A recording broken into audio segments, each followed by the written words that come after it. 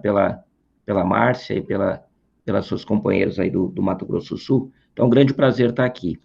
Eu queria começar, até porque, como a gente conversava desde ontem, né, Márcia, você reuniu aqui um público bastante heterogêneo, né? Você deve ter aqui servidores públicos federais, estaduais e talvez até servidores municipais.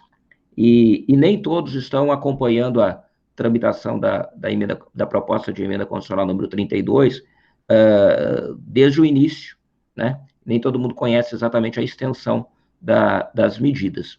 Então, eu vou começar rapidamente tentando resumir o que a proposta traz, né?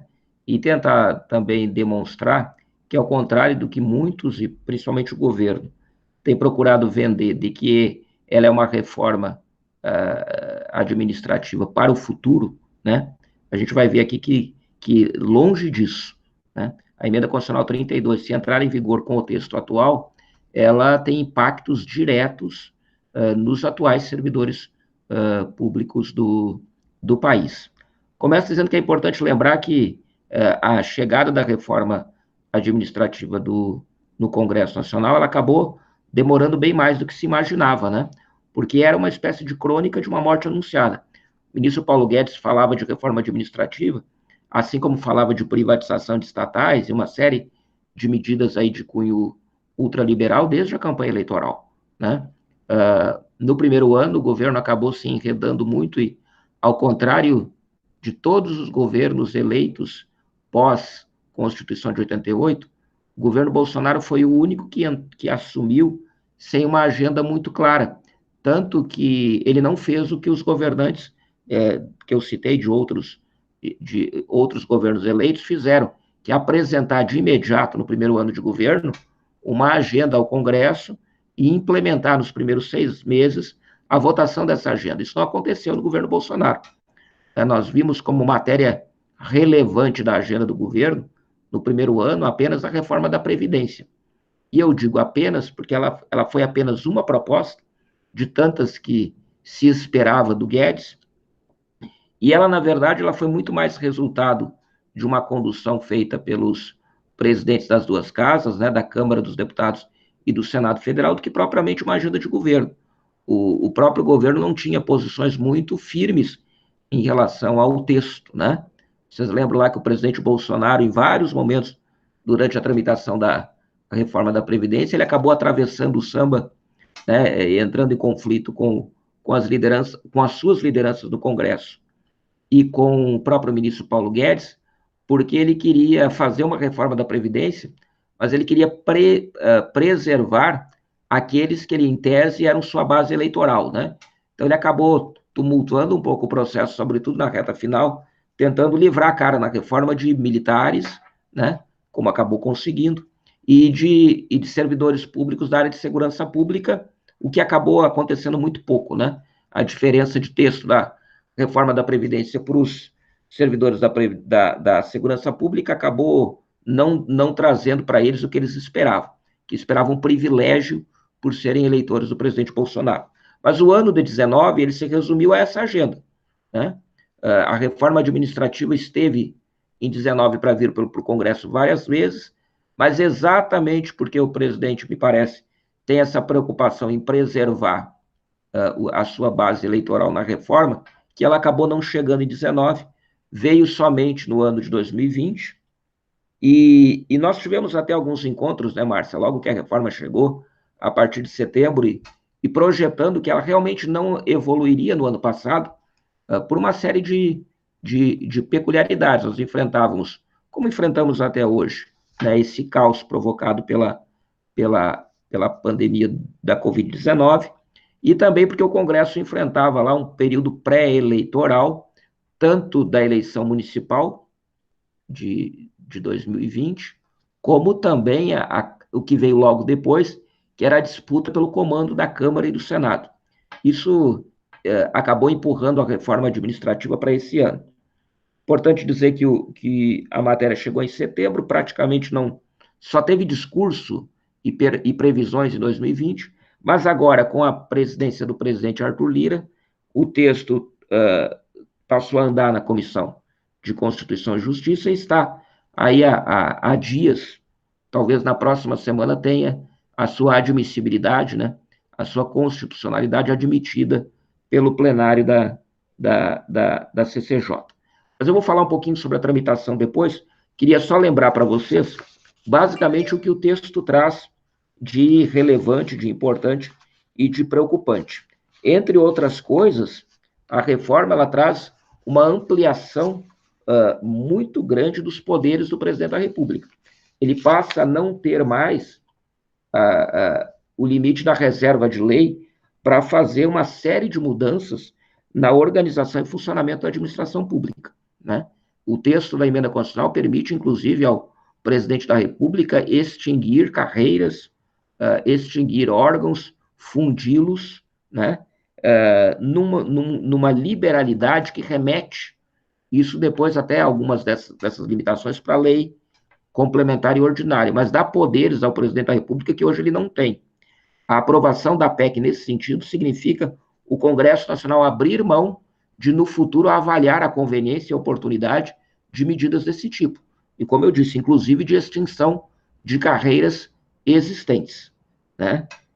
Para vocês terem uma ideia, nos últimos anos, com a agenda liberal aí desde o governo do presidente Michel Temer, uma série de órgãos da administração pública tem passado por profundas modificações, fusões e até extinções.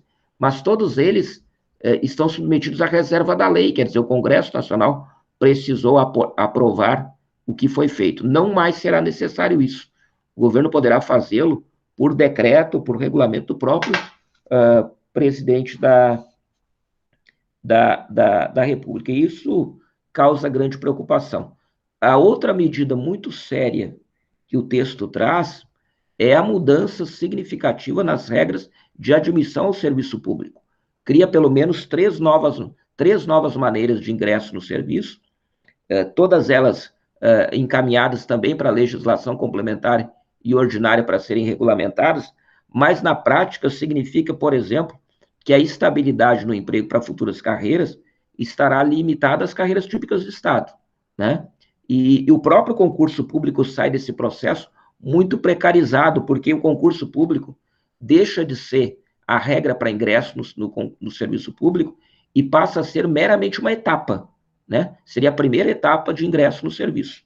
Ou seja, quem passar no concurso público terá vencido tão somente a primeira etapa, e a PEC é muito clara, né? Ela dá ao poder público, ao órgão gestor, ao chefe do Poder Executivo, a possibilidade de chamar uma parte ou a totalidade dos servidores aprovados, trazer inclusive um contingente até maior do que o previsto no edital, para no ano seguinte ou nos 2 anos seguintes, escolher qual deles ele quer. Na prática é isso mesmo, porque as regras lá estabelecidas, de forma muito superficial, diz que o executivo vai avaliar o desempenho, a capacidade de cada um, e vai escolher aqueles que melhor desempenharem as suas funções. Veja que o texto dá uma liberalidade, uma subjetividade ao chefe do executivo, que ele poderá sim escolher quem, em tese, se sair melhor nesses 2 anos, quem ele simpatizar, quem atender melhor às suas vontades, né? O texto nisso é muito nítido, né? Você cria você rompe completamente com o princípio da impessoalidade estabelecido na Constituição. E isso não é teoria, isso está lá muito claramente estabelecido no texto. Como eu disse, na prática, significa que se num concurso público o Poder Executivo chamar 50 pessoas aprovadas, e eles estão lá numa lista numa ordem, né, do primeiro ao 50º, e ao final desse período o Poder Executivo poderá escolher 20, e esses 20 não precisará respeitar a ordem dos concursados.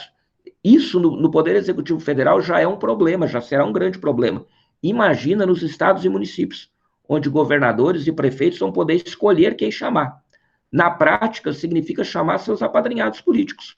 Imagine num município pequeno, onde todo mundo vai lá e faz o concurso e depois o prefeito escolhe, né? Lembra que vocês seguidamente se deparam com casos de irregularidades cometidas, por exemplo, em municípios, por prefeitos que querem chamar na lista dos dos concursados lá, aquele amigo ou parente que está na lista. E ele está lá, e ele está para trás na lista. Então fica se fazendo manobras para tentar acelerar a chamada para trazer para dentro aquela pessoa que interessa ao executivo aprovar. Não terá mais essa dificuldade. Bastará dizer que você chamou fulano ou Bertano porque ele é melhor.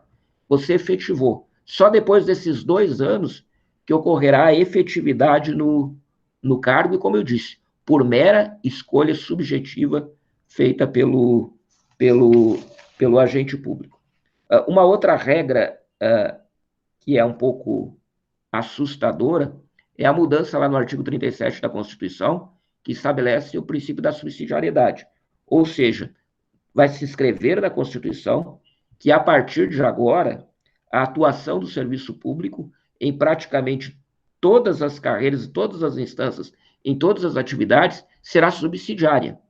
Na prática, é o que eu costumo chamar, desde que eu vi a PEC pela primeira vez, de uma espécie de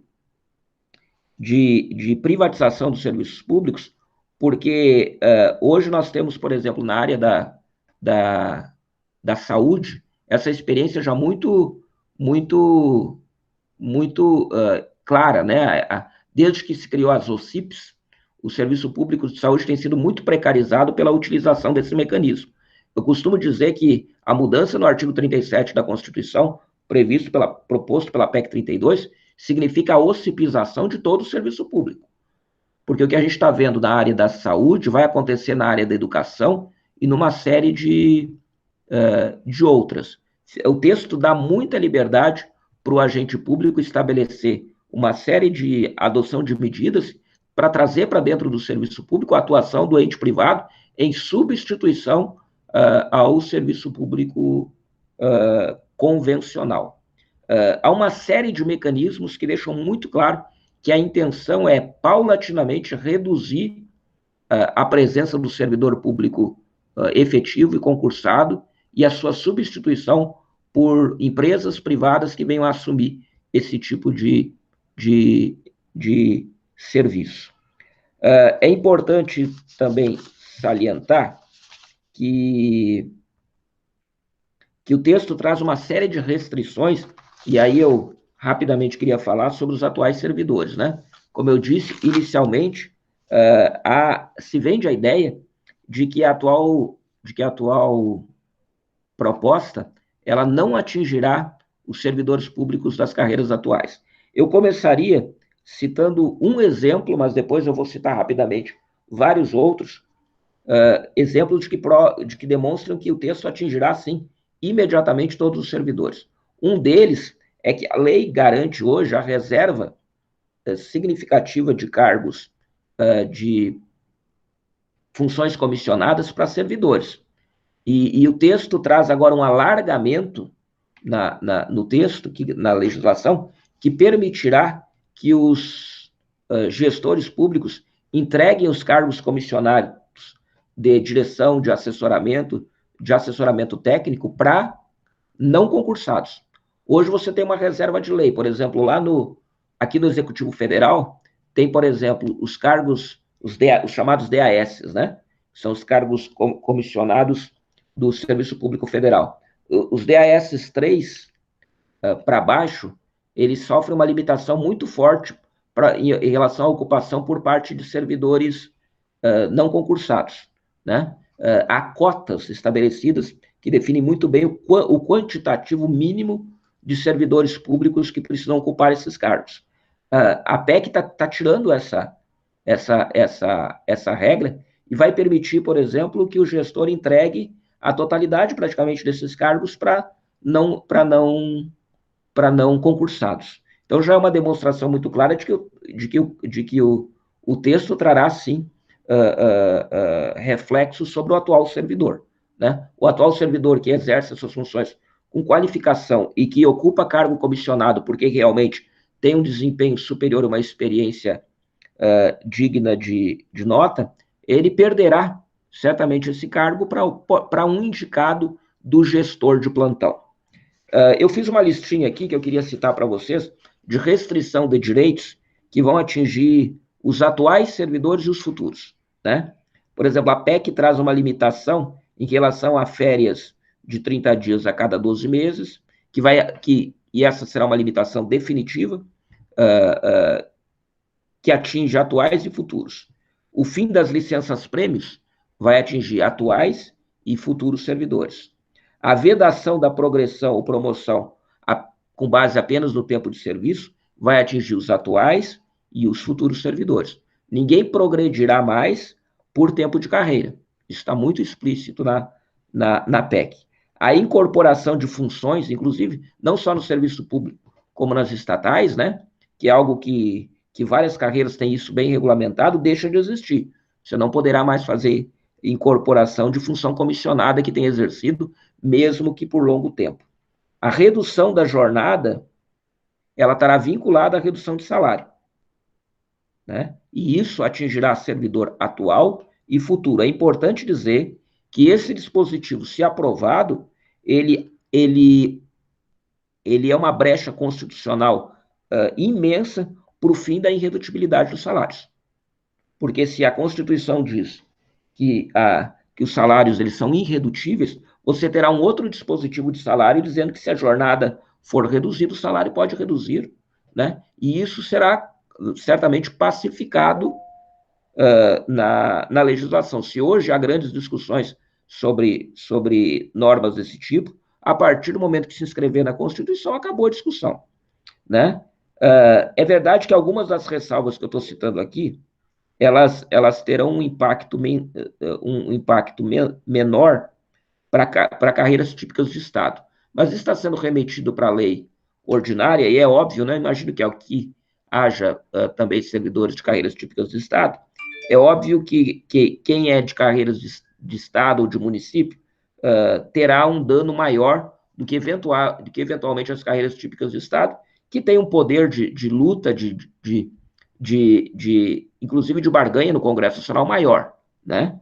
Mas tudo ainda fica na sombra. É importante dizer que ainda em relação aos atuais servidores, se estabelece uma vedação geral de incorporação de vantagens, vedação de pagamentos retroativos, ainda que justos e lícitos, né? Eles passam a ficar proibidos. Haverá uma série de restrições a pagamento de parcelas indenizatórias.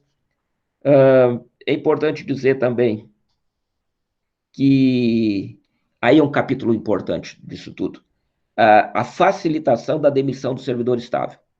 O texto da PEC 32 abre brecha para a criação de mecanismos altamente subjetivos para demissão de servidor estável. É verdade que essa é uma discussão que vem desde a Constituição de 88, a falta de regulamentação disso, mas a PEC abre caminho para que se estabeleçam regras absolutamente subjetivas e sem grande preocupação com uniformidade, porque essas regras serão estabelecidas em cada instância, seja federal, estadual, municipal, e inclusive abre espaço para que essas regras sejam diferentes entre órgãos. Vocês imaginam, então, cada órgão procedendo à elaboração de regras de demissão do servidor estável. Outro dispositivo importante é que a demissão não ocorrerá mais, não estará mais sujeita à decisão judicial. Ela poderá ser feita no âmbito administrativo sumariamente. Quer dizer, concluído um processo administrativo disciplinar, a pena poderá ser a demissão, né? E aí quem a sofrer vai ter que buscar no Poder Judiciário guarida. É importante dizer que, eventualmente, ocorre isso.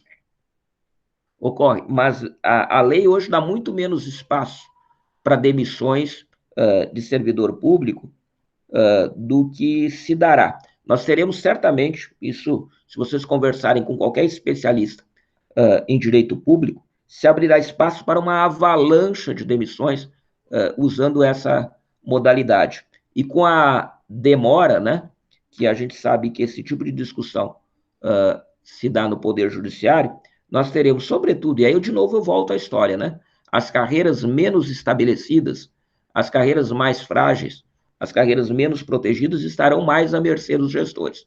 E aqui eu falo muito sobre estados e municípios. Sobre congelamento de remuneração, o texto traz uma série de aberturas para facilitar isso, Mas isso já está também combinado lá com a PEC 186, aprovada recentemente. Na verdade, a PEC 186 já antecipou esses dispositivos. Eu falei no início, eu vi que alguém perguntou aqui, quando eu citei a questão de férias de 30 dias, né? É curioso que o texto estabelece que nenhum servidor poderá ter férias maiores do que 30 dias a cada 12 meses, e aí faz supor, né? A gente lembra na hora, deve estar falando do judiciário, né? Está falando das carreiras. É curioso, né? Apesar do texto estabelecer essas regras, diz que não vale para eles. Né? Então, se alguém quiser me dizer para quem que vale, né? Está estabelecido no texto, mas não vale para o Poder Judiciário. Resumidamente, eu sei que o nosso encontro aqui não é para discutir o texto da PEC, né? Muitos de vocês têm participado de muitas discussões, tem muito material disponível na internet a respeito, tem vídeos de professores muito mais qualificados para falar sobre o tema, então, sobre cada um desses pontos, vocês vão encontrar muito material hoje disponível a respeito, né? O texto que vai ser votado na CCJ, ele praticamente é o mesmo encaminhado pelo governo, né? O que não é surpreendente, porque o que está se votando lá é a admissibilidade da PEC, a constitucionalidade dela, e eu nunca tive esperanças de que a CCJ fosse apontar inconstitucionalidades na PEC. O relator lá, o deputado Darcídio Matos, apresentou lá 2 emendinhas de ajuste de texto, que nada faz enfrentamento a todos os dispositivos que a PEC traz, e vários deles de passíveis de contestação do ponto de vista constitucional. Então, é importante dizer também que aí é uma expectativa, eu acredito que na semana que vem, no máximo na outra, o texto aprove, e aí eu falo um pouquinho sobre tramitação, né?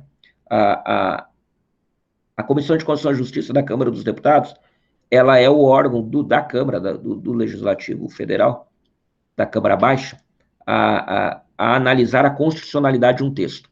E ele faz isso antes que a PEC tramite para a discussão do seu mérito, né? O tempo que ela tramitou na Comissão de Constituição e Justiça até foi um tempo razoável comparado com outras propostas de emenda constitucional de interesse do governo. Às vezes essa tramitação ela é mais rápida ainda, né? Mas ela se arrastou desde o mês de março, então acabou acontecendo, pessoal, na CCJ, algo que nem é tão comum. Ela teve uma agenda de audiências públicas que é comum se fazer na comissão de especial, que vai estudá-la depois, mas já aconteceu na CCJ. Então, vamos lá. Na semana que vem, eu creio que o parecer do deputado Darcídio Matos seja aprovado.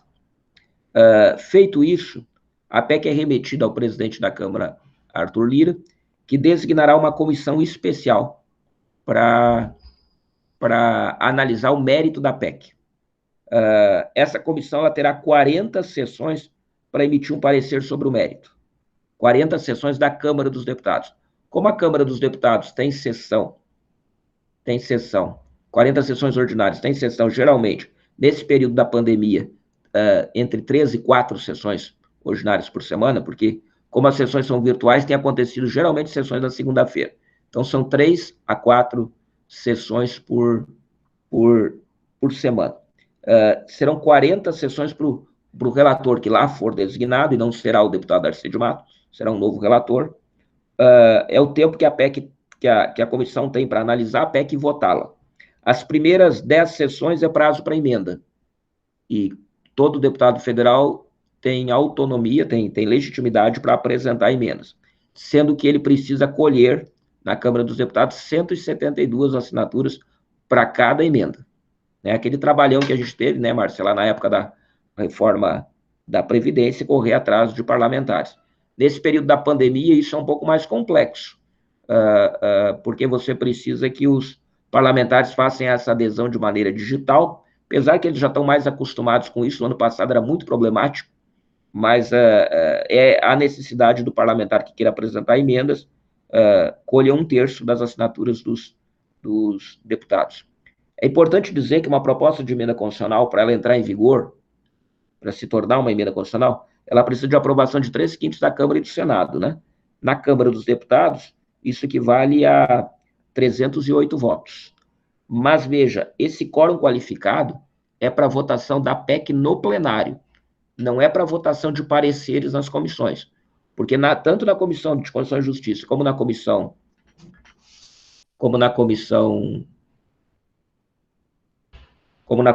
especial, não é a PEC que está sendo votada, é o parecer. Então, esses pareceres são aprovados por maioria simples, presentes a maioria absoluta dos membros da comissão. Por isso que esses textos geralmente são aprovados, né? Que é importante dizer, né? Você vai ter muita dificuldade de encontrar, de 88 para cá, proposta de emenda constitucional rejeitada. Isso a gente já falou em outro momento. Por quê? Porque geralmente as propostas de emenda constitucional só vão a voto quando se tem certeza de que tem voto para aprovar.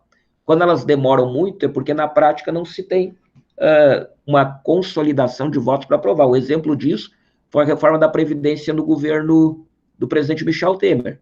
Ela teve pareceres aprovados, né? Ela teve pareceres aprovados. Aprovou na Comissão de Constituição e Justiça. Eu confesso para vocês que eu não tenho certeza se ela chegou a ser aprovada na comissão especial, não lembro, mas ela não foi a plenário, porque tanto os líderes quanto a mesa da Câmara dos Deputados e o próprio governo contabilizaram a insuficiência de votos para aprovar. Então, ela não foi a voto. Isso vai acontecer também com a reforma administrativa na Câmara dos Deputados esse ano. À medida que ela for sendo discutida na comissão especial, o governo e o próprio presidente Arthur Lira vai tirando a temperatura, como a gente diz. Né? É quase como que pesquisa eleitoral entre os deputados para sentir se há uma margem segura de votos para colocar em votação. Como eu disse, lá no governo Temer não votou, porque nunca teve margem segura para aprovação. E no governo Michel Temer se percebeu que a margem era bastante segura, que o governo precisava de 308 votos, mas ele tinha algo entre 340 e 360 para aprovar. Hoje não se tem ainda essa leitura muito clara, porque boa parte dos parlamentares também ainda tem muitas dúvidas sobre o texto.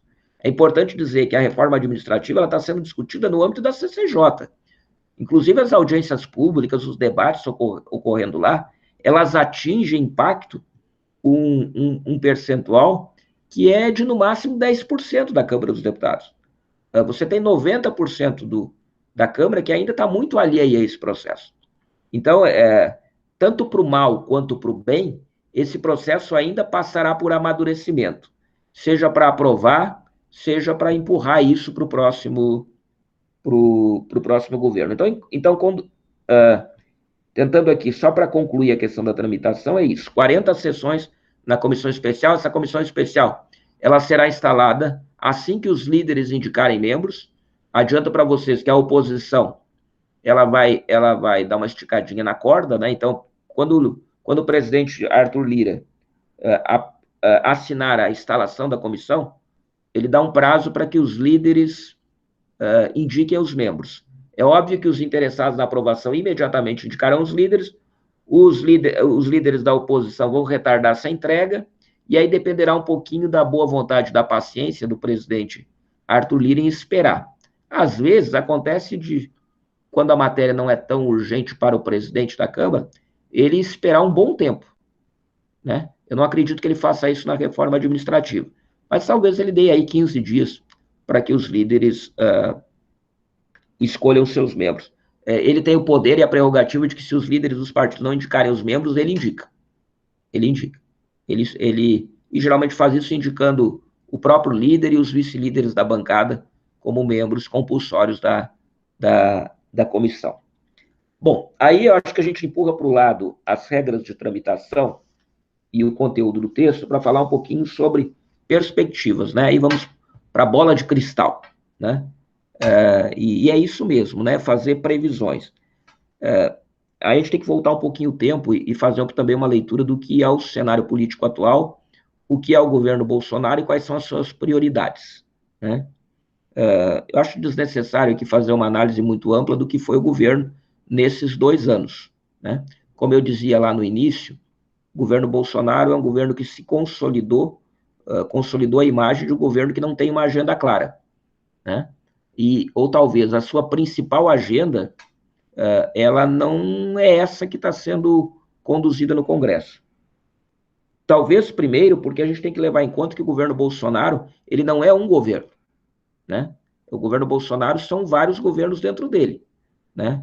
Ele é o governo do presidente Bolsonaro, e a sua agenda a gente sabe qual é aquela agenda retrógrada e conservadora, ligado, se ele pudesse, nesses 4 anos, se dedicar a uma agenda e fazê-la vingar, seria a agenda dos costumes e a agenda das armas, né? Isso é a prioridade absoluta do presidente Bolsonaro, mas essa agenda é uma agenda que, mesmo numa legislatura que elegeu um Congresso bastante conservador, é uma agenda que não vinga, exatamente porque a pauta do presidente Bolsonaro, ela, além de conservadora, ela é muito radical.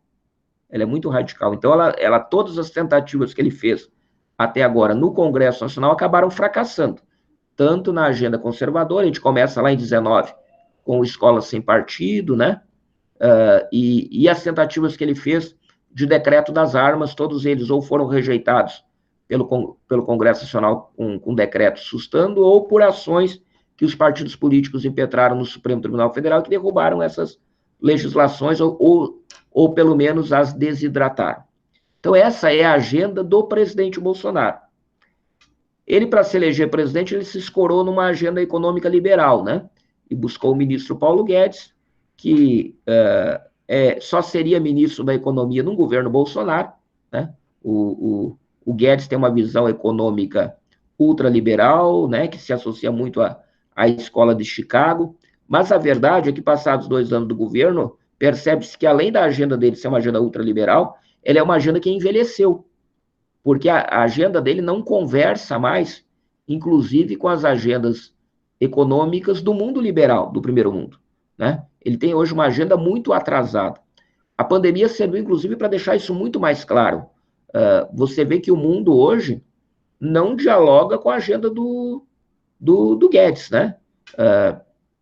Você vê a Europa, o próprio Estados Unidos com o Biden, apontando para uma agenda que tem um cunho muito mais keynesiano, né, do que a escola de Chicago.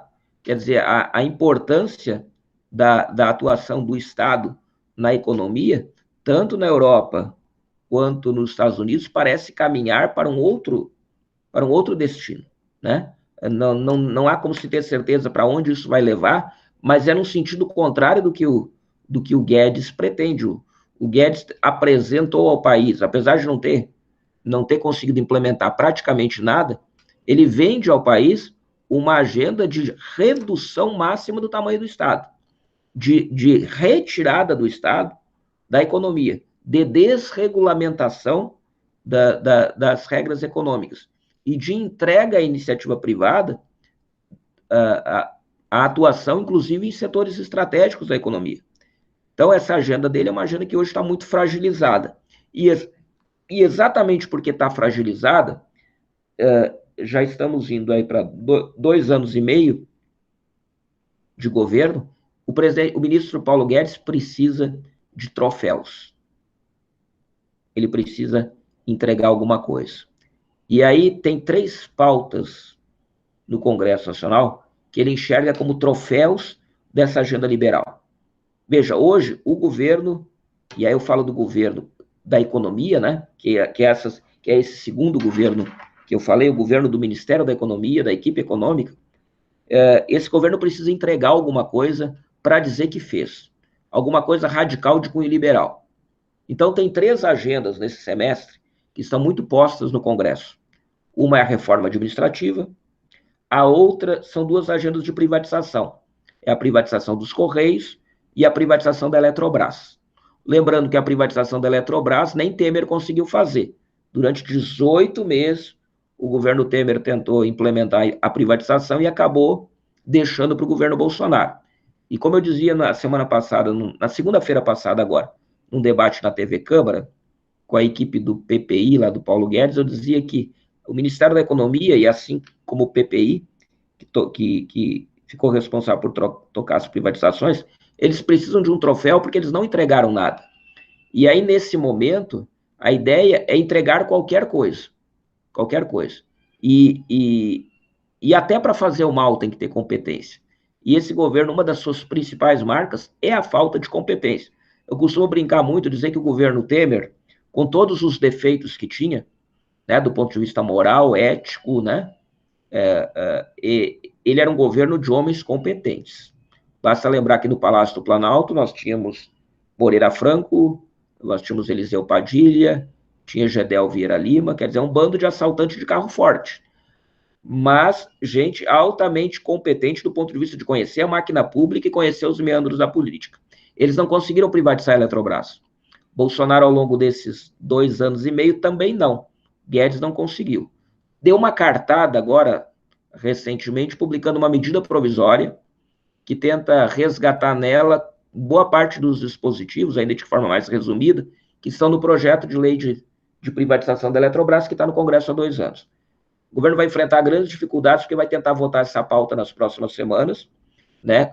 Ele tem chance de conseguir isso na Câmara, apesar de todas as dificuldades que terá, mas no Senado Federal vai encontrar uma oposição muito grande, e eu apostaria hoje que ele não consegue aprovar a MP da Eletrobras no Senado Federal. Há muita resistência, inclusive dentro da base do governo, porque a privatização do sistema elétrico, ele é altamente questionado por parlamentares do Norte, do Nordeste e do Centro-Oeste, porque entendem que a aprovação encarecerá o serviço e vai piorar a qualidade, ao contrário do que o governo vende. Né? Basta lembrar todas as dificuldades aqui do estado de Goiás, com energia elétrica. O Caiado, em algum momento do governo dele, falou até em reestatizar a empresa elétrica do estado, que está na mão de uma multinacional, e tudo que aconteceu, por exemplo, no Amapá, né? Então, esse é um troféu que o governo tem dificuldade de entregar. O outro é a privatização dos Correios, né? É uma promessa, é um discurso, é curioso que essa é uma agenda, por ela ser um senso comum, né? É uma agenda que até o próprio Bolsonaro se vinculou a ela. Se vocês forem lembrar, lá na campanha eleitoral, nas entrevistas da pré-campanha, ele dizia, tem que privatizar, tem que começar pelos Correios, né? E é uma discussão muito séria, de impactos muito preocupantes para se fazer num período tão curto agora. O governo está terminando o seu reloginho, sua ampulheta, com tempo para a agenda legislativa e econômica, está no fim. Está no fim. E ele tenta agora, a toque de caixa, aprovar um projeto de privatização dos Correios que nem traz regras claras, na verdade é uma espécie de cheque em branco para o governo depois tocar isso do jeito que ele quer, né? E é outra matéria que ele para viabilizar, ele terá que implementar muitos esforços nos próximos 2, 3 meses. Aí eu chego na reforma administrativa, né? Que é outra dessas agendas que seria um ótimo troféu para o ministro Paulo Guedes. Mas dos 3, é o mais difícil de fazer. É o mais difícil de fazer. E eu vou dizer por quê.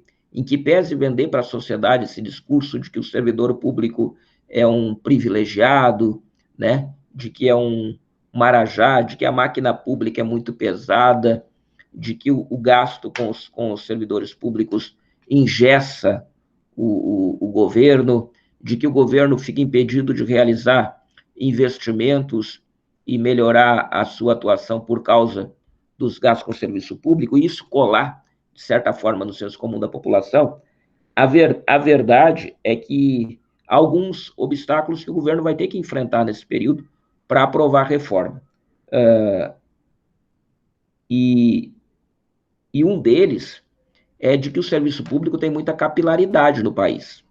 Então, nenhum desses possíveis troféus que eu falei impactam mais o Congresso Nacional do que os servidores públicos, né? Vocês, como eu disse, têm muita capilaridade e vocês estão muito próximo do Congresso Nacional no país afora. No país afora. O rumor já e a má vontade em levar a reforma administrativa adiante nessa reta final de governo Bolsonaro é evidente. É evidente. E esse ruído vai aumentar. Acho que vocês viram no início da semana a matéria que a própria Bia Kicis, que está conduzindo lá o processo na CCJ, já começa a ter um outro discurso. Já começa a projetar que talvez não dê para concluir isso agora. E eu vou contar para vocês por quê. A Bia Kicis é deputada federal por Brasília, pelo Distrito Federal. E vocês sabem o tamanho da base eleitoral de servidores públicos aqui. Ela já está muito afetada, muito condicionada e muito preocupada com a reeleição dela. Porque se em 2018, o servidor público federal, em grande parte, eu vou falar só de Brasília, né, de onde eu moro, o servidor público federal, majoritariamente, aderiu ao presidente Bolsonaro, e mais do que isso até, né, vocês que lideraram o movimento contra a reforma da Previdência em 2019 viram com muita clareza que os servidores públicos em 19, inclusive em boa parte deles, não se mobilizaram contra a reforma, porque era a agenda do seu presidente e caíram na esparrela de que realmente a reforma precisava ser feita, né? Eu brinco que o servidor público federal, em sua maioria, só começou a cair em si quando pintou no contra-cheque o desconto. Aí que a ficha começou a cair. Então, a Bia Kicis, que é a presidente da CCJ, hoje já está muito impactada, porque o servidor público federal aqui está 10 vezes mais mobilizado hoje contra a reforma administrativa do que teve contra a da Previdência. Então, ela está se deparando com a rebelião na sua base eleitoral. Ela não se elege sem essa base, né? E isso, paulatinamente, à medida que esse processo avançar, ele vai também impactar os deputados federais nos seus estados. Isso não é completamente determinante para o resultado, mas tem um impacto muito grande. Essa variável vai depender muito dessa mobilização, que hoje, Márcio e colegas aqui, ela é muito maior, inclusive nas esferas estaduais e municipais, do que foi em 18 contra a reforma da Previdência. Tenho acompanhado uma série de movimentos que demonstram que o servidor hoje está muito mais preocupado e atento. E os parlamentares estão sendo muito mais abordados, questionados com isso, do que antes. Não está tão desconfortável para os parlamentares, porque a votação da reforma em plenário, quando o deputado vai ter que ir lá e colocar o dedo e votar, ela ainda está num horizonte futuro. Enquanto a PEC está lá na CCJ, o tema está frio dentro do plenário. À medida que ele tramitar na comissão especial, é como você começar a levantar o fogo, né? Começar a aquecer a panela.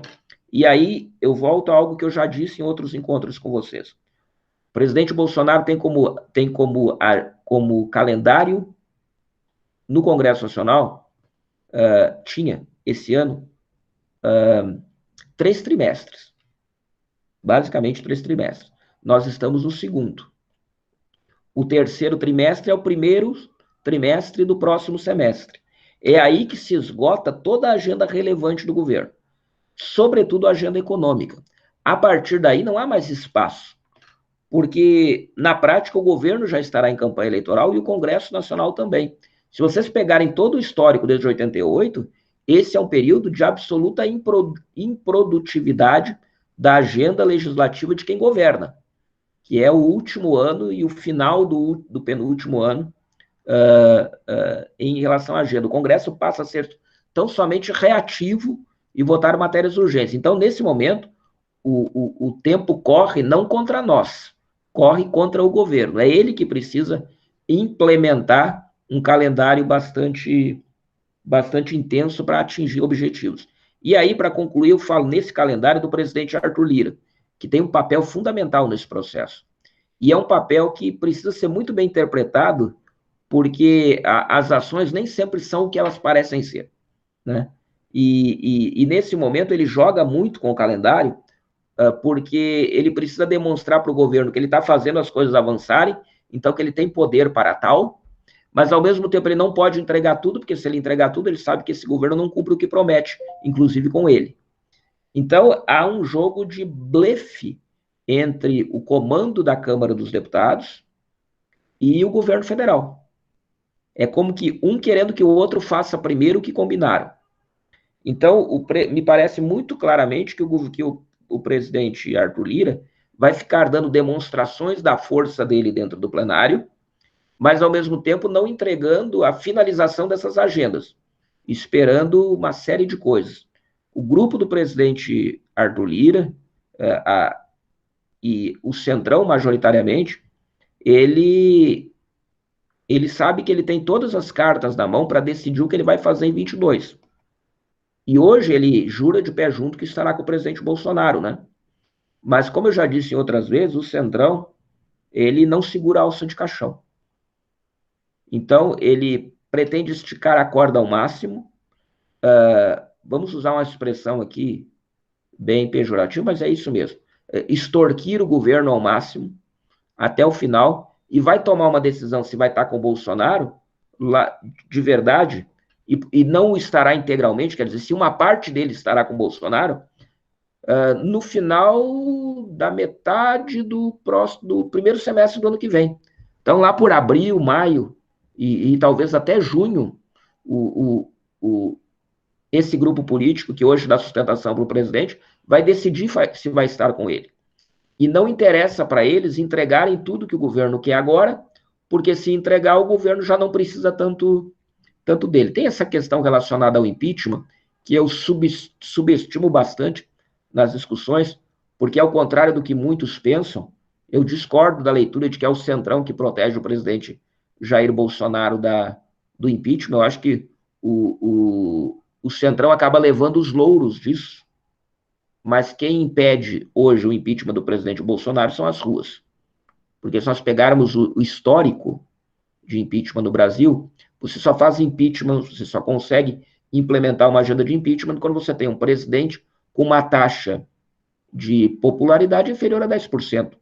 Isso foi com Collor e foi com Dilma.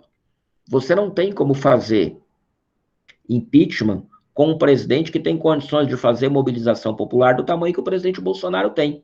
Você não faz impeachment de um presidente que tem no mínimo 30% ainda do eleitorado com ele. E é o caso do presidente Bolsonaro. Gostemos ou não disso, essa é a realidade. Eu fui dar um passeio em Brasília agora cedo, né? Nós marcamos aqui, porque a nossa agenda aqui era 9h30, mas Brasília é uma hora mais tarde, 10h30. Então eu fui até a Esplanada e voltei. A capital hoje está tomada por uma grande mobilização de evangélicos e ruralistas. Eu não sei qual é o número de pessoas que eles vão reunir, se vai ser 10 mil, 50.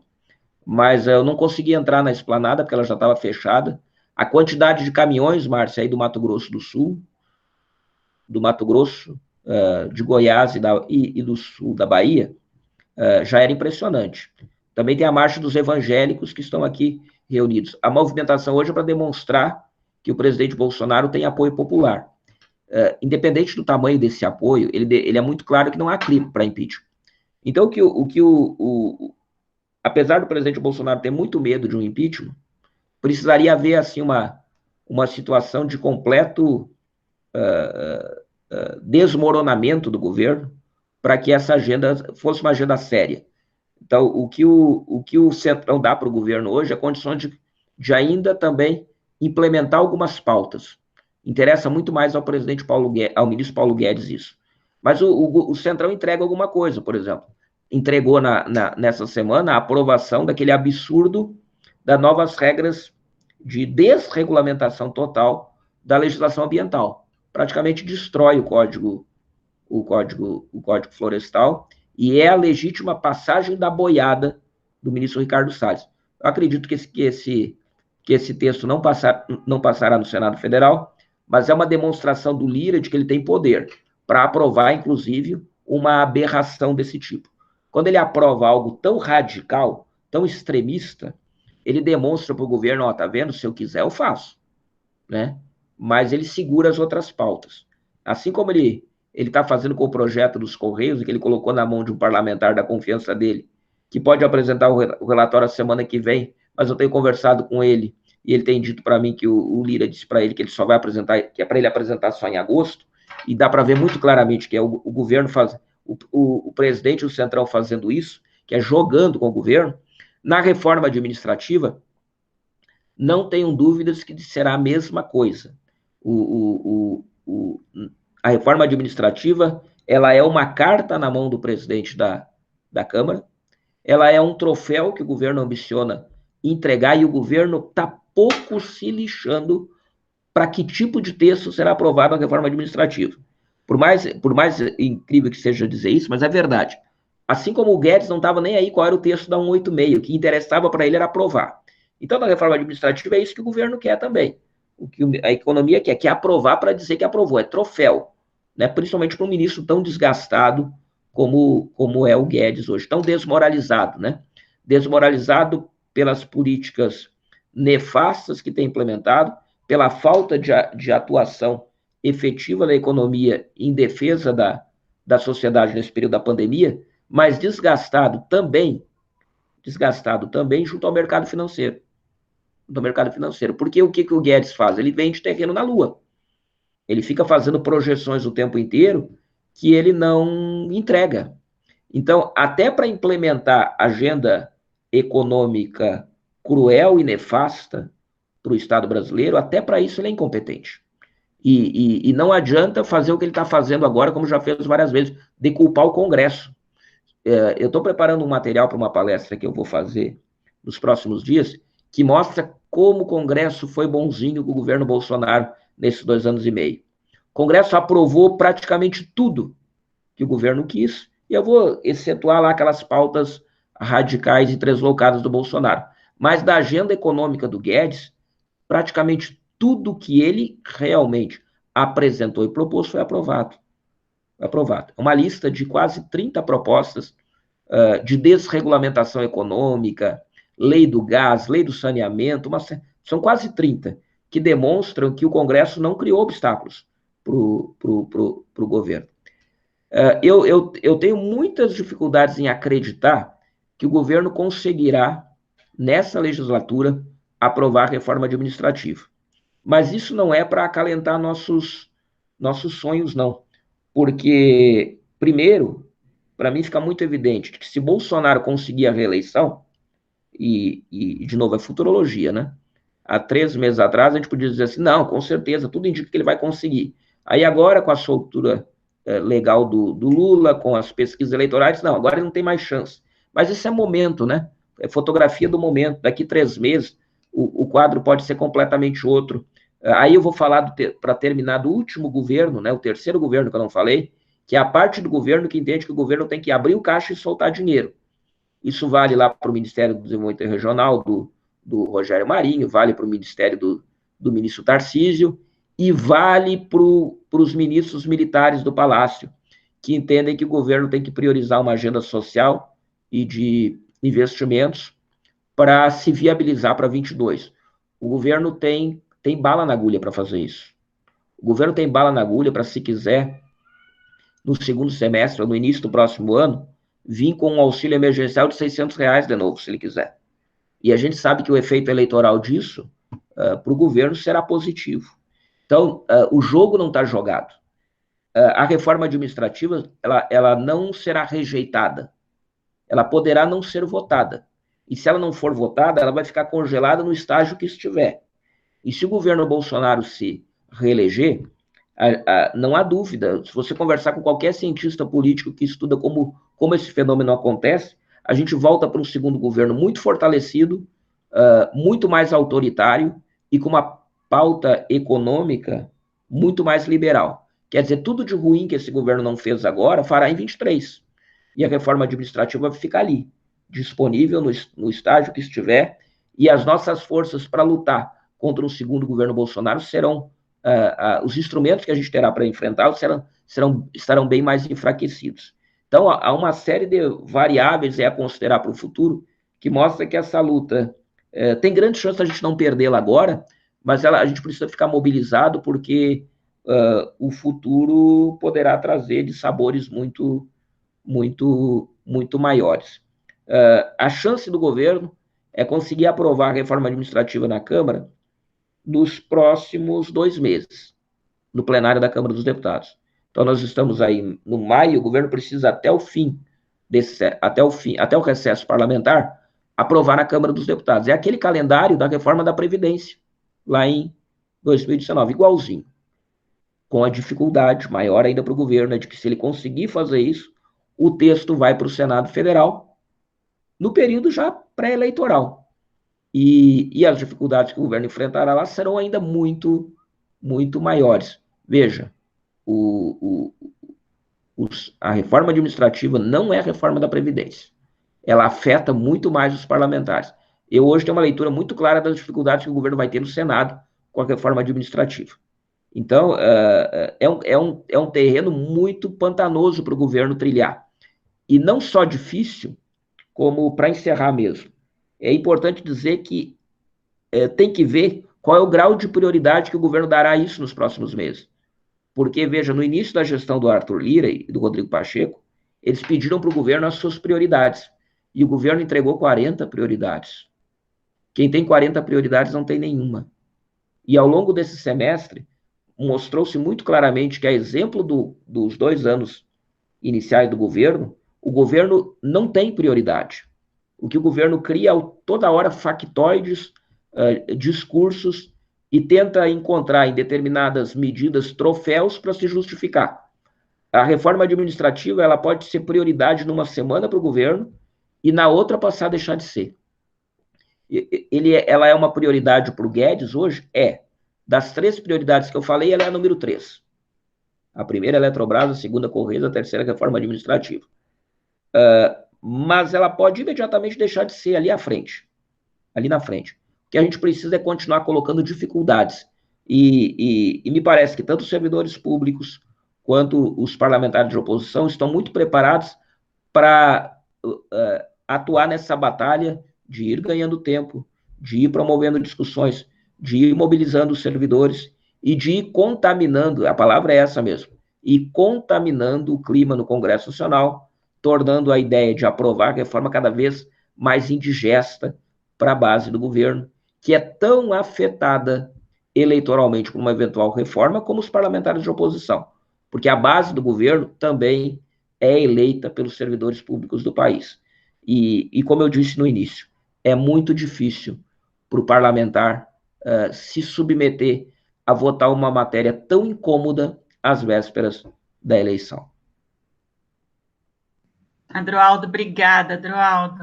Nossa, eu anotei tanta coisa aqui, eu quero também falar, mas a Kelly levantou a mão primeiro. Kelly, liga seu microfone. Olá, bom dia. Tudo bom, Kelly?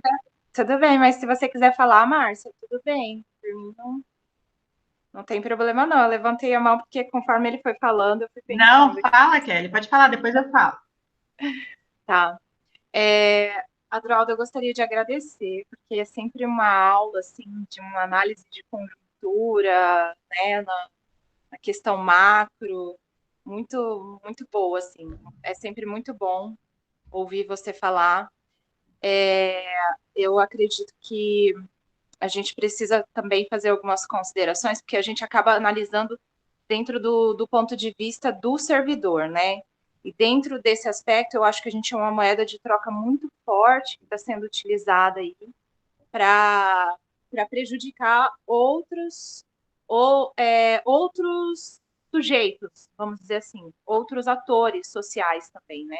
Então a gente vê assim, quando a gente vê ser retirada a reforma administrativa de pauta, mas aí passa uma desregulamentação das questões ambientais. A gente vê povos tradicionais, povos quilombolas, todo esse povo aí perdendo, quer dizer, faz uma pressão com os servidores para que os servidores se mobilizem para tirar o nosso da reta e a gente entrega os povos tradicionais. Então, assim, é um jogo de xadrez muito complexo e meio que cada um por si, né, que tenta estabelecer um cada um por si e dividir para ganhar mesmo.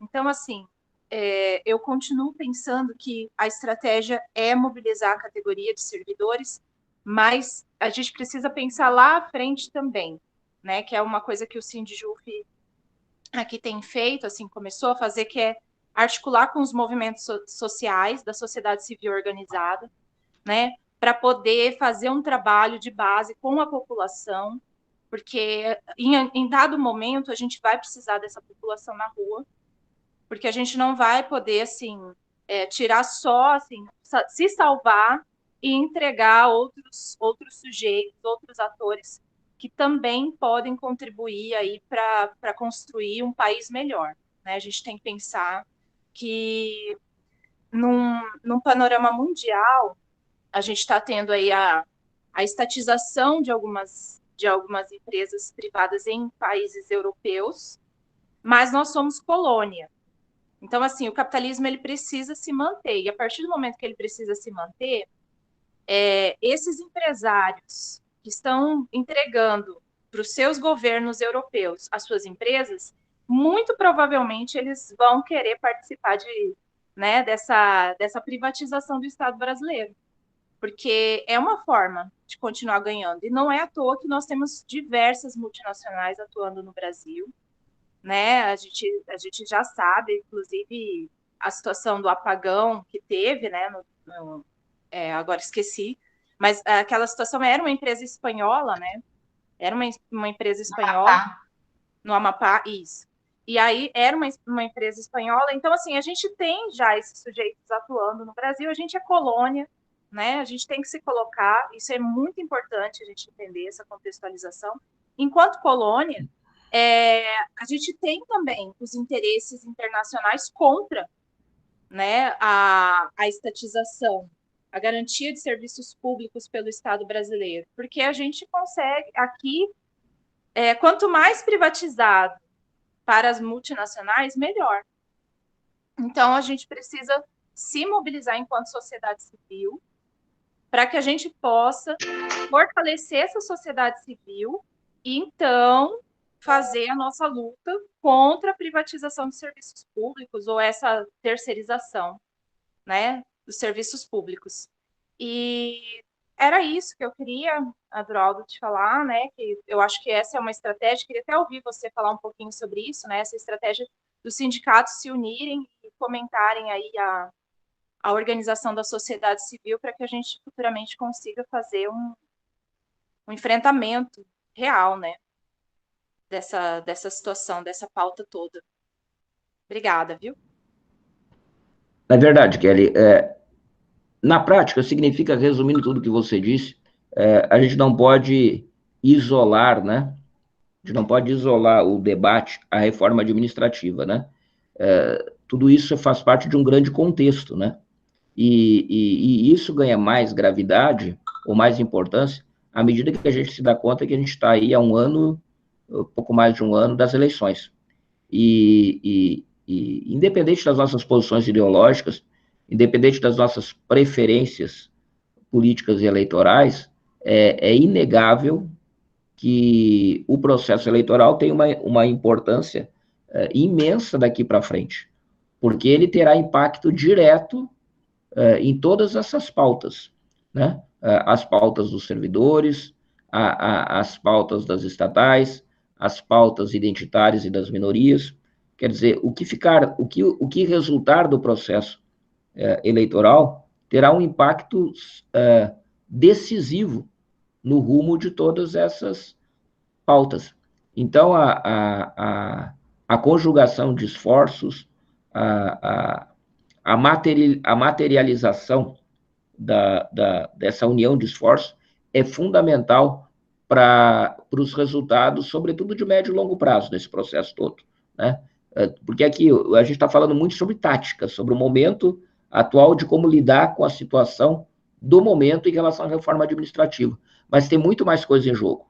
E nesse jogo, certamente, está, provavelmente, o resultado final dessas discussões que a gente se dedica à tática hoje. Porque, de novo, eu acho que dificilmente o governo vai conseguir, por exemplo, em relação à reforma administrativa, ter um resultado final de aprovar uma emenda constitucional no curto prazo, né? Então, isso significa que o sucesso dessas pautas dependerá, sim, do processo eleitoral e da agenda política do país no próximo ano.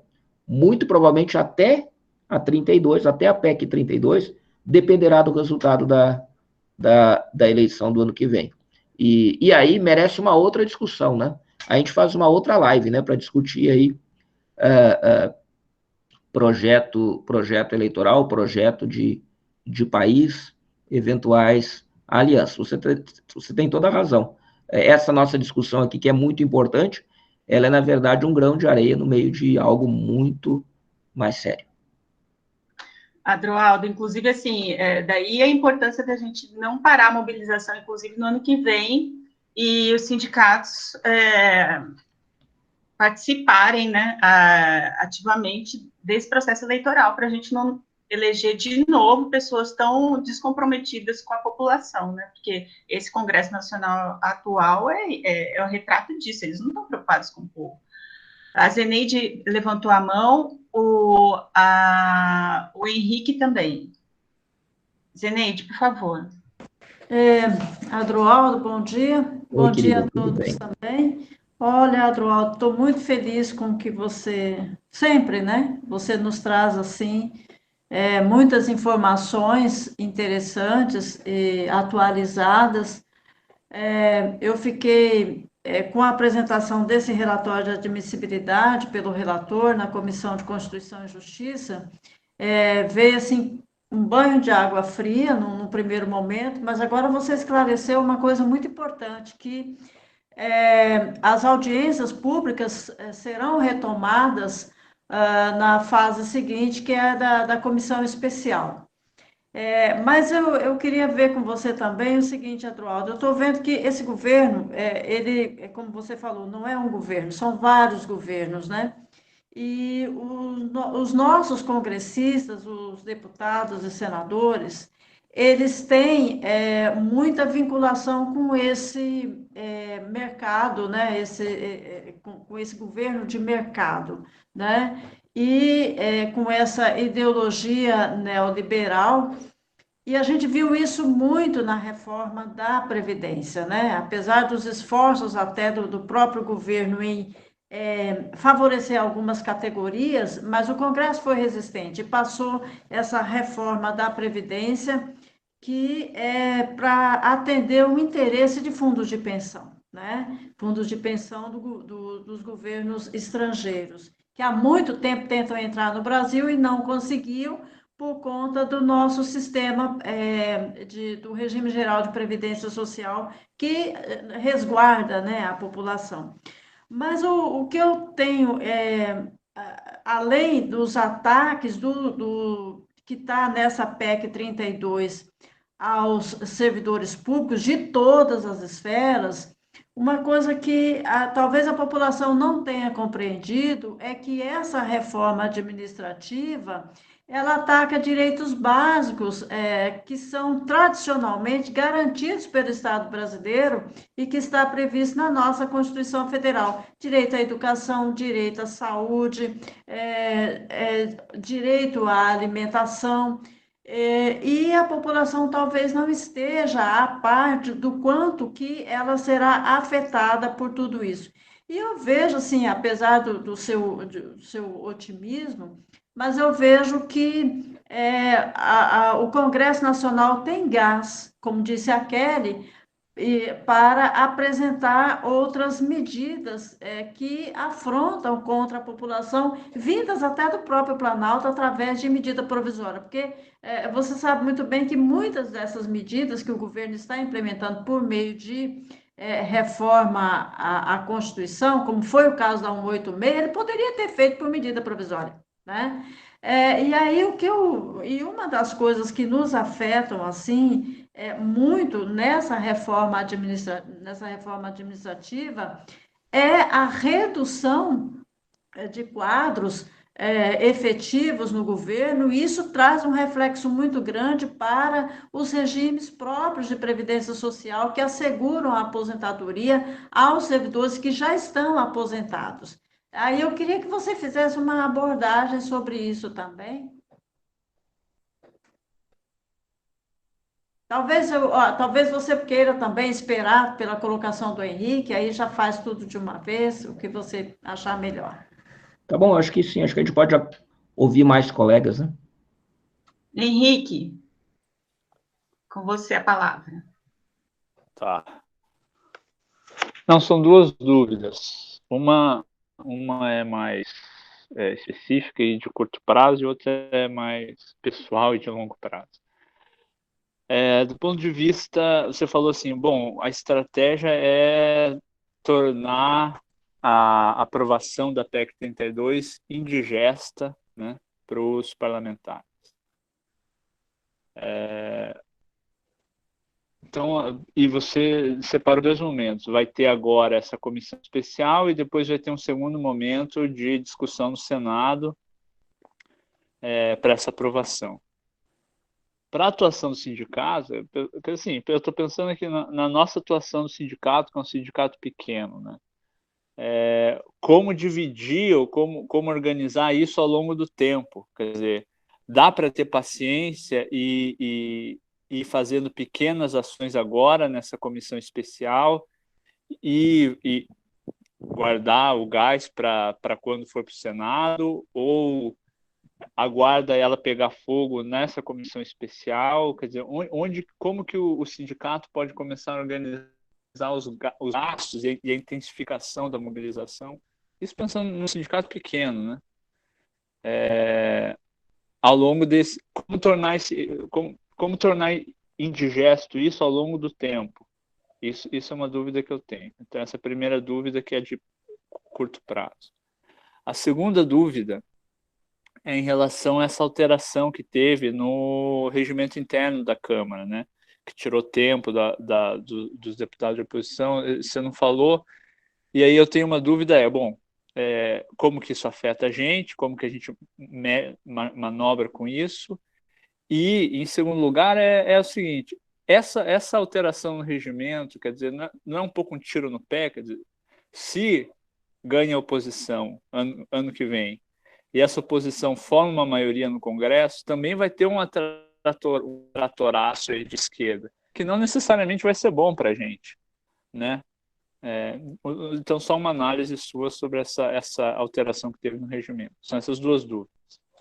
Obrigado. Bom, acho que dá para responder aqui. Eu começo pela última e volto. A questão da alteração do regimento. É a história de que quem está no poder sempre quer impor a sua força, né?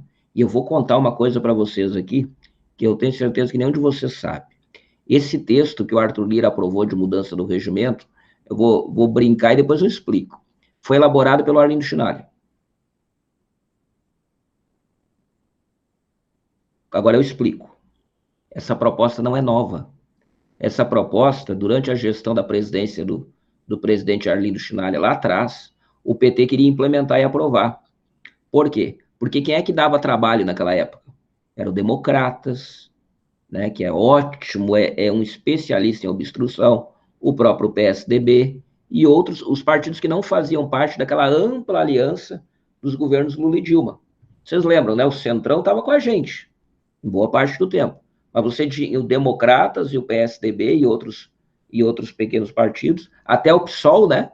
Lembra que o PSOL sempre foi oposição, e naquela época quase que se aprovou um conjunto de regras muito semelhante ao que se aprovou agora. Eu vou dar a minha opinião sobre as regras aprovadas.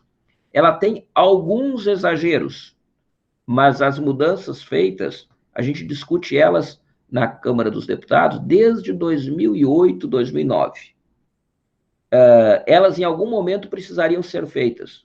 O ruim é fazer nesse momento, fazer num momento tão complexo. Porque, nesse momento, a intenção não é melhorar o funcionamento do processo legislativo das duas casas. O momento, nesse momento, é tentar passar a boiada. Então, a horinha boa para fazer, né? É para fazer o mal.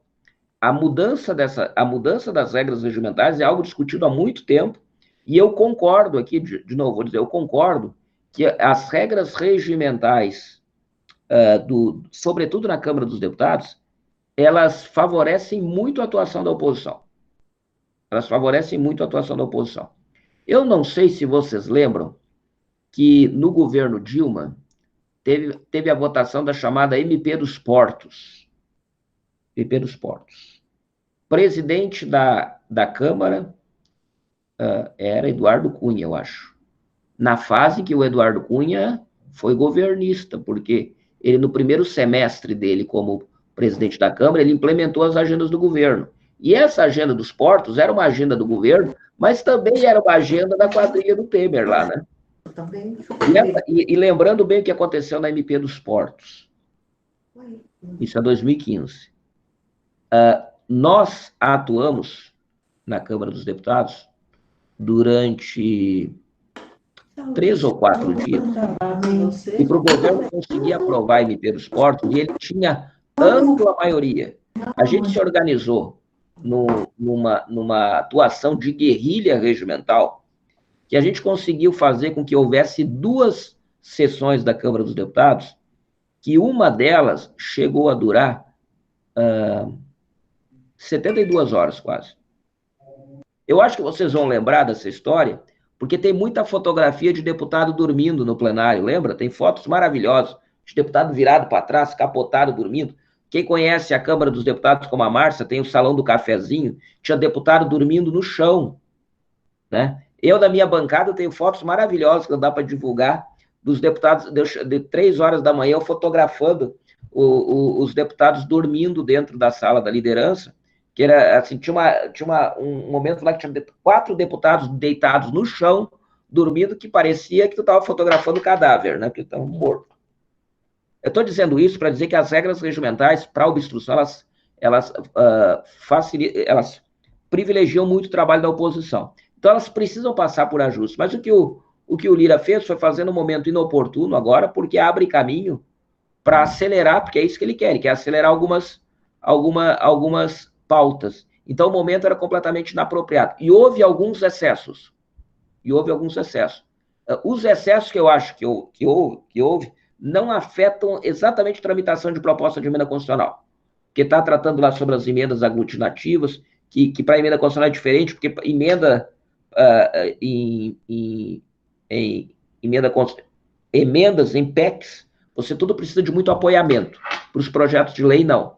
Então, ele está exigindo agora que para fazer uma emenda aglutinativa em plenário, você precisa que tenha assinatura de líderes que representem 257 deputados, então ele está dificultando a oposição em conseguir aprovar esse tipo de medida. Então, houve excessos.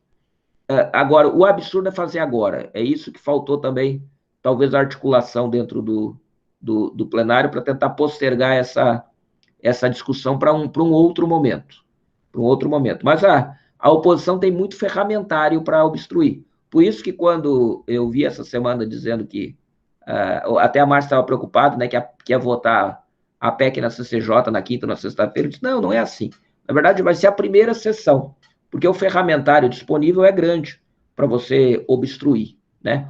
O que eles fizeram na prática agora foi reduzir o tamanho do chamado kit obstrução, então a oposição vai conseguir prender, porque o que a gente consegue fazer com o kit obstrução não é mudar nada, é obrigar quem quer aprovar a gastar mais horas dentro do plenário. Então, eles vão conseguir aprovar uma coisa, ok, mas vamos castigar? Vamos fazer, então, cansar, discursar, desgastar? É isso. E isso tem um objetivo também, que é expor quem está aprovando determinada matéria à sociedade. É gastar mais tempo denunciando. Mas, basicamente, é isso. Os kits obstruções, eles não permitem mudar o resultado. Vai ganhar quem tem mais voto. Mas eles encurtam. Basicamente, olha, o tempo de tramitação não vai diminuir. Que vai diminuir as horas de sessão nos momentos decisivos, né? Então, eu vou brincar, né? Os deputados mais velhos também vão gostar muito, porque sofrem bastante com aquelas sessões notívocas e de madrugada. Em relação à segunda questão que você, Henrique, colocou, sobre em que momento atuar, né? Aí eu lamento dizer, aí há necessidade de manter intensidade em todas as fases que vierem pela frente. Então, por exemplo, a próxima agora, depois da CCJ, é a comissão especial.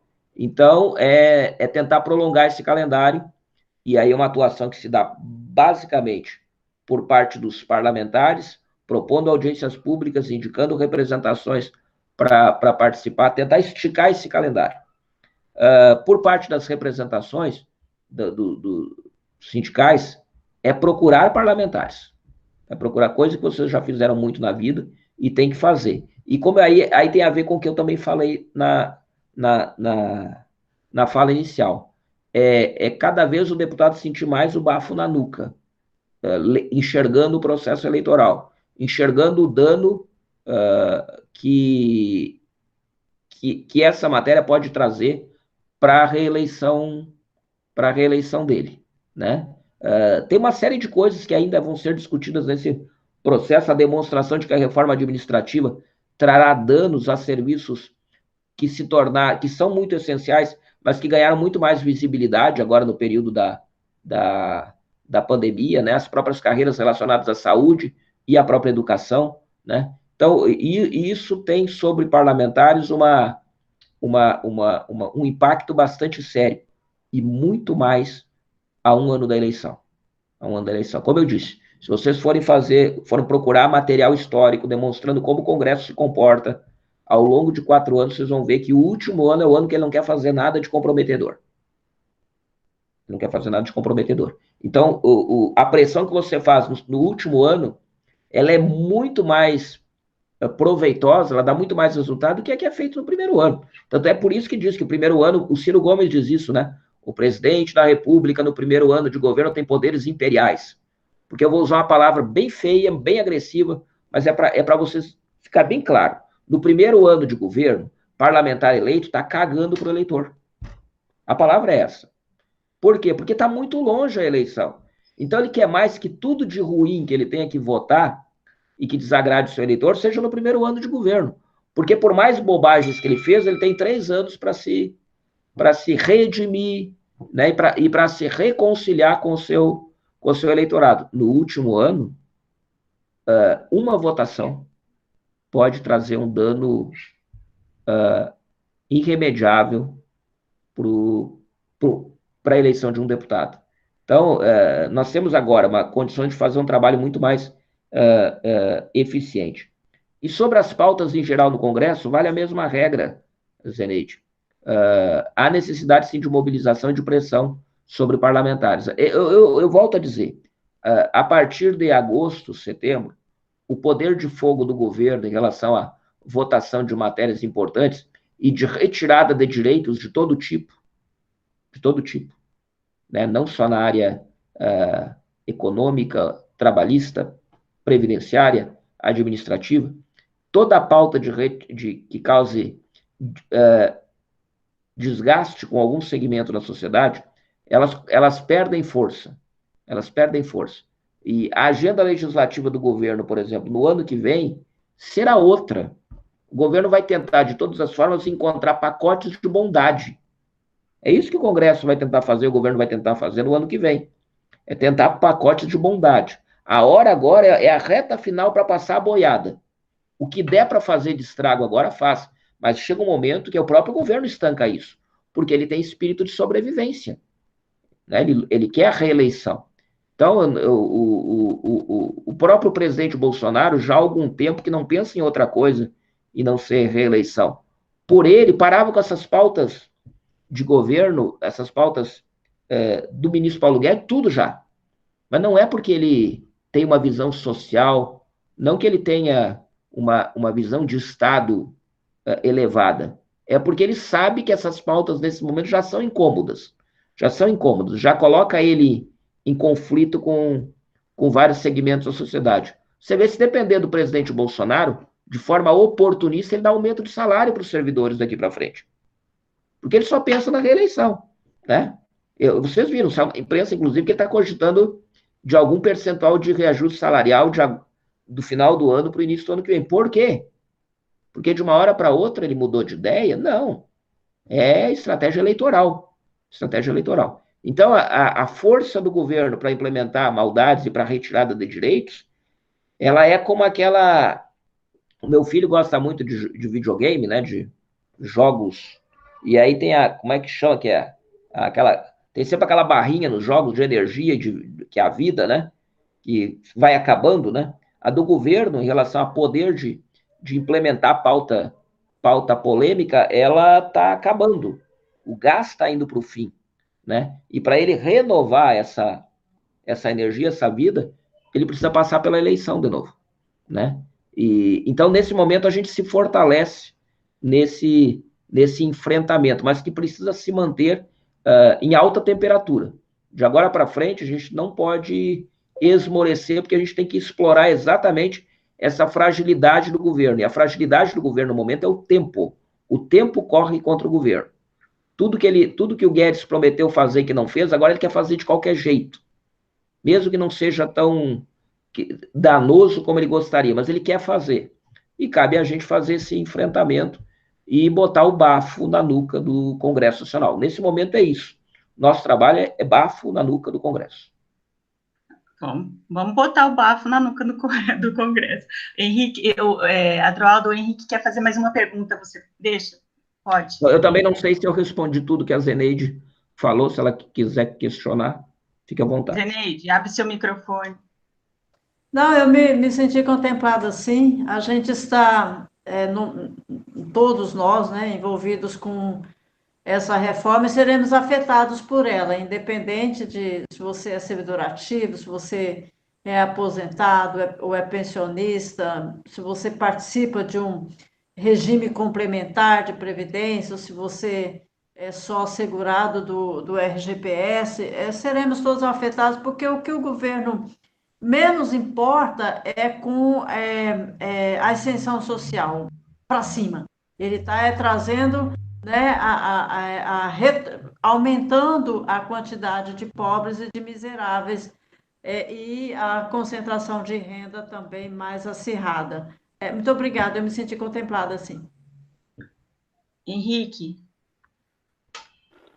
Não, uma pergunta. Essa movimentação de CPIs na Câmara, como é que você vê? Vale a pena pressionar por CPI na Câmara? Como é que é essa estratégia? Isso trava o andamento da PEC 32? Ou é uma coisa assim que não vale a pena? É um movimento que... Você fala especificamente do impacto da CPI da Covid, por exemplo, nesse processo todo? Não, não, a CPI da Covid está rolando no Senado. Também gostaria de saber isso, mas assim, se existe viabilidade de se instaurar uma CPI na Câmara e se vale a pena os sindicatos pressionarem por instauração de CPI na Câmara, seja do desmatamento, seja da Covid na Câmara. Bom, eu vou dar o cenário de hoje, né? Esse cenário pode degringolar e mudar daqui uma semana. Nesse governo, vale muito a máxima da Band lá, que em 15 minutos tudo pode mudar. Mas hoje, a possibilidade de instalação de CPI na Câmara é remota. Primeiro porque tem que levar em conta que o regimento da Câmara, ele é mais específico que o do Senado. Mesmo que você consiga... Primeiro, conseguir 172 assinaturas para uma CPI é difícil. Para aquelas que já conseguiu, o regimento da Câmara protege o presidente da Câmara. Por quê? Porque estabelece que tem uma fila. Coisa que o Senado não é obrigado a respeitar a fila, a Câmara sim. O regimento da Câmara diz um número máximo de CPIs que podem estar instaladas e essa fila tem que ser respeitada. Então, por exemplo, uma CPI que não está na frente na fila, ela não será instalada nem por decisão do Supremo, porque o Supremo não vai mandar furar a fila. O Supremo não vai mandar o Congresso desobedecer o seu próprio regimento. O máximo que o Supremo fará é dizer, numa eventualidade, dizer, se acionado, ao presidente da Câmara, o senhor não instalou, o senhor tem, acho que são 3 ou são 4, acho que são 3 CPIs no máximo para estar instalados, 3 ou 4. No máximo que o Supremo vai dizer, olha, o senhor tem 2 CPIs instaladas e pode instalar mais 2, então, instale. E aí vai ter que respeitar a fila, tá? Se ele tiver 4 CPIs instaladas, então todas as vagas estão instaladas, o Supremo não vai mandar ele fazer algo que contraria o regimento. Então, também não vai interferir. A Câmara dos Deputados criou essa regra também para facilitar o seguinte: o governo Bolsonaro não é muito articulado, então ele não fez isso no começo desse governo. O que geralmente os governos fazem? Quando assumem o governo, eles articulam no Congresso para instalar a CPI Tabajara. Então, por exemplo, tem lá 30 pedidos de CPI, vamos instalar a CPI que vai investigar se misturar manga com leite faz mal. Então, instala essa CPI. Tem sempre um maluco pedindo uma CPI de coisa extravagante ou de coisa irrelevante. Tem um monte de pedido de CPI que o tema é muito setorial, né? E aí, nessas horas, no começo de governo, geralmente é assim. O PT atuou muito bem nisso nos 2 governos. Procurava, principalmente depois que ele tomou aquela tacada, né? Aquela lapada da CPI do mensalão. A partir dali, no início da legislatura, gastava CPIs. Instalava CPIs que não tinham potencial de causar dano para o governo. Então, eu vejo como muito remoto a possibilidade de instalação de CPI com o Arthur Lira na Câmara, ele tem muita margem de manobra. Agora, sobre a CPI da Covid, eu vou usar o bordão chato, né, de dizer que CPI a gente sabe como começa e não sabe como termina. Essa todo mundo conhece. Mas a verdade é que ela tem um potencial de causar estragos para o governo, um potencial elevado.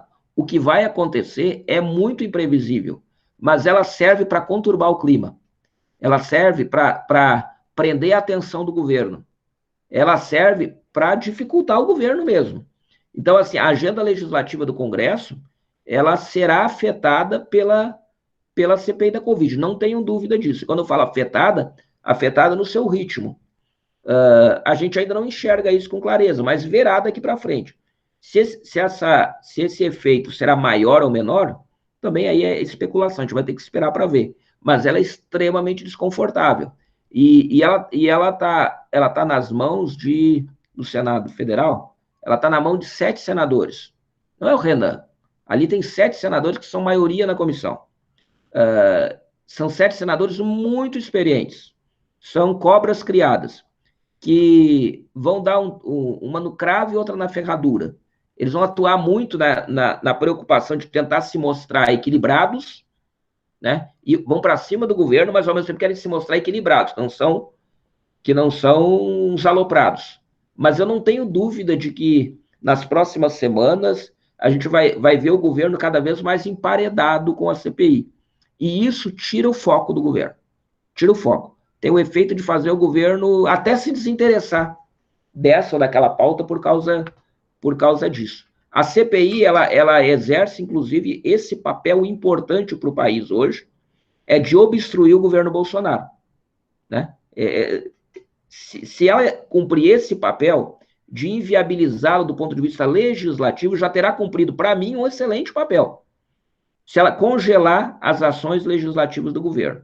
Porque eu tenho uma opinião que o Congresso Nacional Brasileiro, ao contrário do que se prega, e aí basta você estudar as experiências de outros países, é um Congresso que trabalha muito. Eu não estou falando da qualidade do trabalho, mas ele trabalha muito. Se você comparar com o Congresso americano, com os congressos europeus, você não encontra. Eu participei muito de intercâmbio entre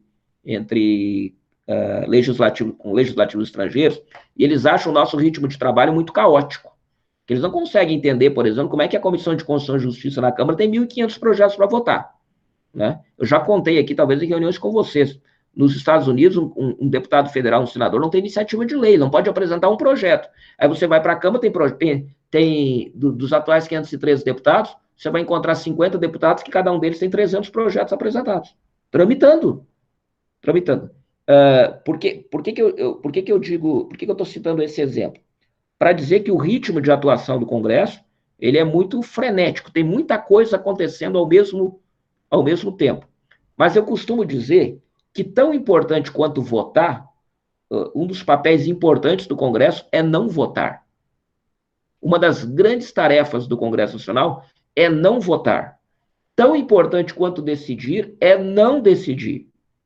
Porque não decidir já é uma decisão. Não votar já é um posicionamento que, em muitos casos, é altamente relevante para a sociedade. Obstruir pautas, não priorizar pautas, e lá no Congresso Nacional tem todo tipo de pauta, também é de interesse da sociedade. Então, resultado estatístico, para mim, é bobagem, mostra tudo menos o essencial. Então, se a Comissão Parlamentar de Inquérito da Covid, Henrique, e claro que não servirá só para isso, mas se ela servir só para dificultar a pauta legislativa do governo, ela já terá cumprido um papel extraordinário. Adroaldo, eu estava fazendo as contas aqui, você disse 10 semanas, né?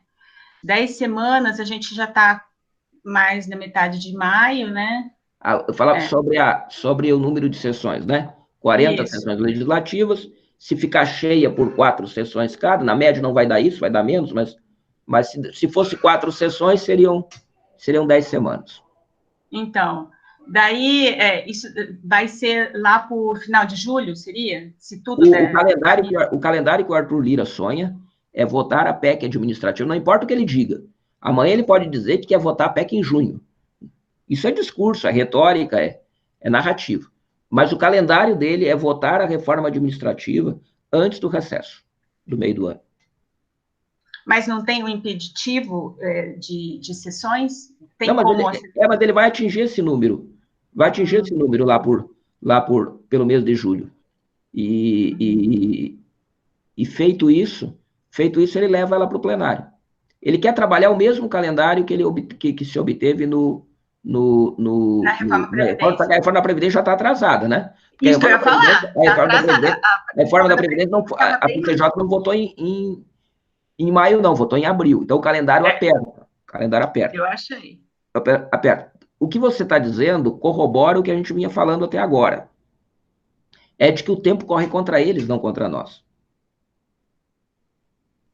Entendeu? Já pensou se eles não conseguem votar a reforma administrativa até julho na Câmara? Bom, aí não tem nem que se preocupar com o Senado, né? Ela morreu.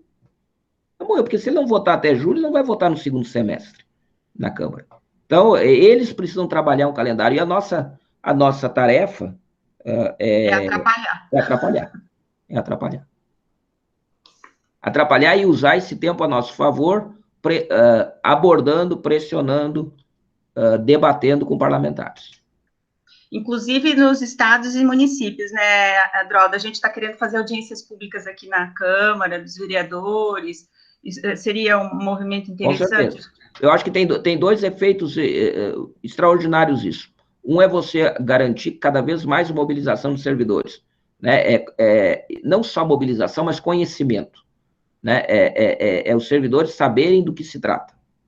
Isso é importante. No nível municipal, ainda tem que se reconhecer que se você falar em reforma administrativa, ninguém sabe o que é. Ninguém sabe. E olha, nós estamos falando de professores que são trabalhadores, assim, do ponto de vista de conhecimento cultural e intelectual bastante qualificado. Nós estamos falando de enfermeiros, policiais, né? Que são categorias organizadas que precisam saber do risco que estão correndo. Esse é um objetivo a ser atingido por audiências públicas e reuniões. A outra é atrair parlamentares. No âmbito municipal, eu sei que fora das capitais e regiões metropolitanas é mais difícil, mas nas cidades maiores, até audiências públicas em câmaras, atrair deputado para falar. Nas audiências públicas estaduais, com entidades, promoverem, mesmo fora do âmbito do legislativo, as entidades chamarem. Eu sei pelos parlamentares com quem eu me relaciono. Se as entidades no Estado chamam, sabe quem é que mais hoje está pressionando o relator do projeto dos Correios, na sua elaboração do relatório? São as entidades representativas de trabalhadores do Maranhão. Porque é na casa dele. Isso a gente já falou outras vezes. Não tem lugar que exerce pressão mais eficiente, onde os trabalhadores e os servidores públicos são mais influentes sobre parlamentares, do que na casa deles. Você veio para Brasília aqui, você viu como é difícil aqui abordar, receber a atenção dos deputados. Vamos brincar aqui, é muito mais fácil, é muito mais difícil você assustar deputado aqui em Brasília do que na base eleitoral dele. Né? Aqui em Brasília é fácil, ele só desvia. Se ele não quiser atender, ele só escapa, muito fácil. Agora aí ele tem que dar uma satisfação muito maior. Então, esse tipo de atividade é uma atividade de formiguinha, dá trabalho, porque ela é muito descentralizada, ela exige a participação de muita gente, né? Mas ela é muito eficiente. Ela é muito mais eficiente do que as carreiras que ficam correndo nos corredores do Congresso. Coisa que hoje nem consegue mais, né? Porque nesse período da pandemia, 2020... Não pode nem entrar, né? Não pode nem entrar.